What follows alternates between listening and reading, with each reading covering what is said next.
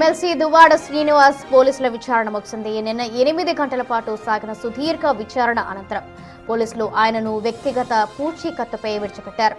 అయితే స్టేషన్ నుంచి బయటకు రాగానే దువ్వాడ శ్రీనివాస్ ప్రభుత్వంపై పోలీసుల తీరుపై తీవ్ర స్థాయిలో విరుచుకుపడ్డారు. కనీసం ఎమ్మెల్సీ అనే గౌరవం కూడా ఇవ్వకుండా పోలీసులు అతన్ని వేధించారని, లేనిపోని తప్పుడు పత్రాలపై బలవంతంగా సంతకాలు పెట్టించుకున్నారని సంచలన ఆరోపణలు చేశారు. ఈ నెల 27లోగా మరోసారి విచారణకు రావాలని పోలీసులు దువ్వాడకు నోటీసులు జారీ చేశారు.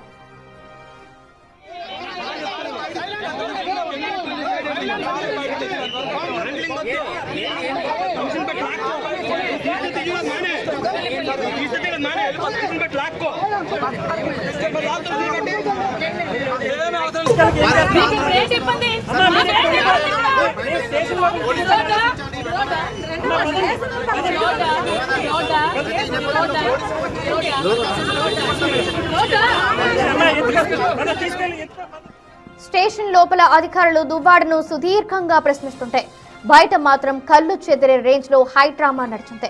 దువ్వాడ శ్రీనివాస్ స్టేషన్ లోపల ఉన్నంతసేపు ఆయన సన్నిహితురాలు దివ్యల మాదిరి భారీ హంగామా సృష్టించారు. పోలీసులతో తీవ్ర వాగ్వాదానికి దిగడమే కాకుండా తన అనుచరులతో కలిసి ఆందోళనకు దిగారు.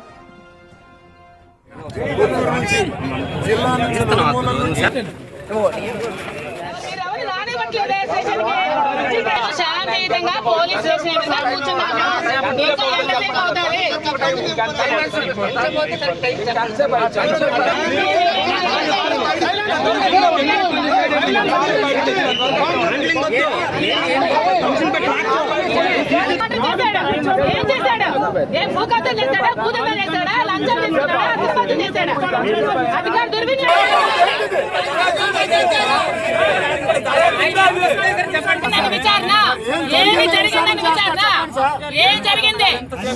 డిప్యూటీ సీఎం శాంతియుతంగా పోలీస్ స్టేషన్ ఎదురుగా కూర్చున్నాము. ఇంకా ఎంతసేపు అవుతుంది? ఏం కేసు?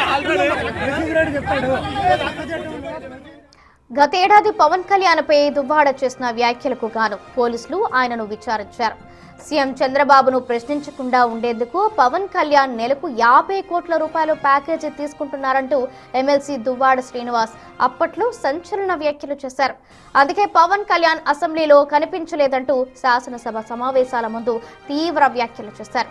ఈ వ్యాఖ్యలపై మండిపడుతూ రాష్ట్ర వ్యాప్తంగా పలు చోట్ల దువ్వాడపై కేసులు నమోదయ్యాయి.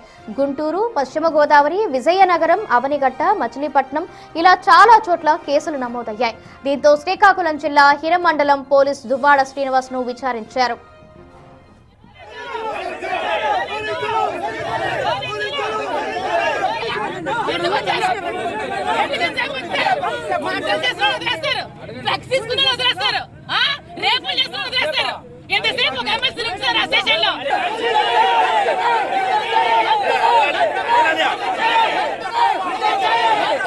ఇంకొక అరగంటలో